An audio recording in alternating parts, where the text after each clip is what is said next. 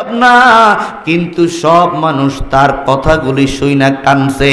কারণ তার যত লিকচার, তার যত টকশু, তার যত বক্তব্য, সমস্ত বক্তব্যের মধ্যে আল্লাহর কথা আছে, নবীর কথা আছে, ইসলামের কথা আছে, নারায়ে তাকবীর আছে। আওয়াজ দিয়ে বলেন না সুবহানাল্লাহ, বলেন নারায়ে তাকবীর, লিল্লাহ তাকবীর। এমন জীবন তুমি করিহ গঠন, মরণে হাসিবে তুমি, কাঁদিবে ভুবন। এই ছেলেটার মৃত্যুর কোনো ভয় ছিল না, কথা কন ঠিক না? আসলে বাবা, আপনার যেই দলে করেন না কেন, এটা একটা আজব বালক, এটা একটা অদ্ভুত বালক। বাংলার জমিন অবলোকন করেছে, এমন ছেলে আর আসবে না।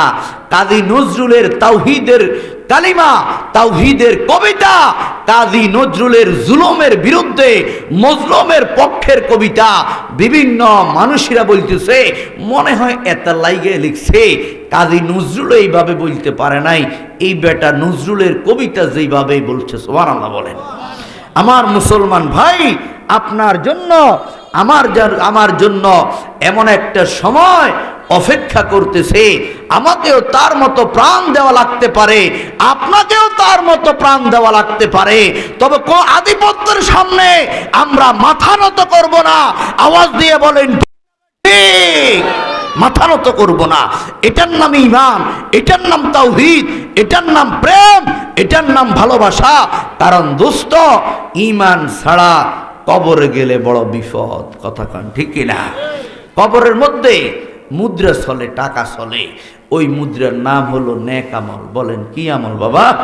ওই মুদ্রার নাম হলো নেক আমল। বাংলাদেশে চলে টাকা, আমেরিকায় চলে ডলার, সৌদি আরব চলে রিয়াল, কোন দেশে চলে দিনার, কোন দেশে চলে দেরহাম, আমাদের পার্শ্ববর্তী দেশের মধ্যে চলে রুফি। তবে ওই কবরের জগতে একটা জিনিস চলবে, ওই জিনিসের নাম হইল নেক আমল। কি আমল কন? তো আশরাফ আলী থানভী রহমতুল্লাহ আলাইহি বলে, পাহাড়ের উপরে উঠছে, নিচের দিকে তাকাইছে, তাকাই দেখে মানুষ বেগুন মুরগের মতো লাগে। লাগেনি কন না? কিসের মতো বলেন? মোরগের সার মতো লাগে। তো যে বেটা পাহাড়ের উপরে উঠছে, সে কেউ আইয়ানা বড় লম্বা মোটা, 2 মণ ওজন, আর দুনিয়ার সব তো হইল মুরগের সাহ, কথা কন ঠিক কিনা? তো সে একা পুরা পৃথিবীর সব মানুষকে মনে করছে মুরগের সাহ। আর পৃথিবীর মধ্যে লক্ষ লক্ষ মানুষ তাকায় রইছে, ওই 2 মাইল 3 মাইল পাহাড়ের উপরে একটা মুরগের সাহ দেখা যায়, কথা কয় না ঠিক কিনা?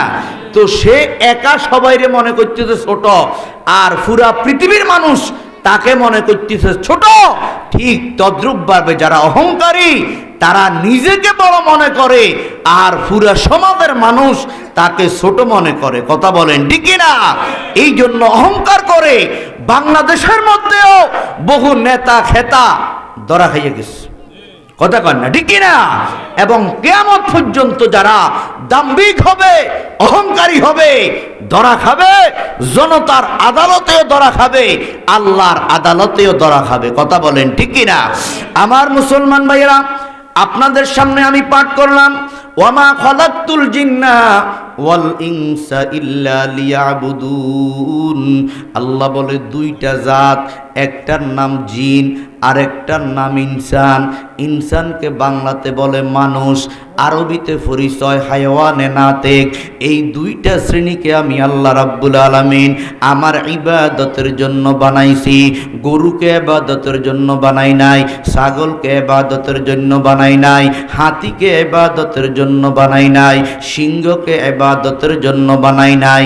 এই জন্য গরু মারা গেলে হিসাব নাই, হাতি মারা গেলে হিসাব নাই, সিংহ মারা গেলে হিসাব নাই, তিমি মাছ মারা গেলে হিসাব নাই। আমার মুসলমান ভাইয়েরা বুঝে থাকলে বলেন দেখি, আমি আপনি যখন মারা যাব আমাদের হিসাব হবে কি হবে না? ওই আখিরাতের মধ্যে যেই মুদ্রা চলবে বাবা, ওই মুদ্রার নাম হইল নেক আমল। একটা নেক আমল যদি কম হয়, আল্লাহ তাআলা আমাকেও জাহান্নামে দিতে পারবে, আপনাকেও জাহান্নামে দিতে পারবে। আর নেক আমলের পাল্লা যদি ভারী হয়, বদ আমলের পাল্লা যদি হালকা হয়, আল্লাহর রহমতে জান্নাতে যাব। আল্লাহ বলে ইন্নাল্লাযীনা আমানু ওয়া আমিলুস সলিহাতি কানাত লাহুম জান্নাতুল ফিরদাউসে নুজুলা। সূরা কাহফের শেষে আল্লাহ বলে নিশ্চয় যারা ঈমানদার হবে এবং আমলদার হবে তাদের ঠিকানা হলো জান্নাত। আওয়াজ দিয়ে বলেন না সুবহানাল্লাহ। আমার মুসলমান ভাইয়েরা, এই নেক আমল যে আমার আপনার থেকে বেশি এমন কোনো কথা নয়। হইতে পারে আপনার রিকশার ড্রাইভার, আপনি সিএনজির ড্রাইভার, আপনি একজন শ্রমিক, আপনি একজন কৃষক, কিন্তু আপনার নেক আমল আমার থেকে বেশি হতে পারে। হইতে পারে আপনি তাহাজ্জুদ গুজার, হইতে পারে আপনি নফল রোজা রাখেন, সোমবারে রোজা রাখেন, আপনি বৃহস্পতিবারে রোজা রাখেন, প্রতি মাসে আরবি মাসের 13, 14, 15 এই 3 দিনকে আইয়ামে বীজের রোজা বলে। এটা হয়তো আপনি রাখেন, আপনি হয়তো জমাত ছাড়া নামাজ পড়েন না, আমি হয়তো আমার জমাত ঠিক না।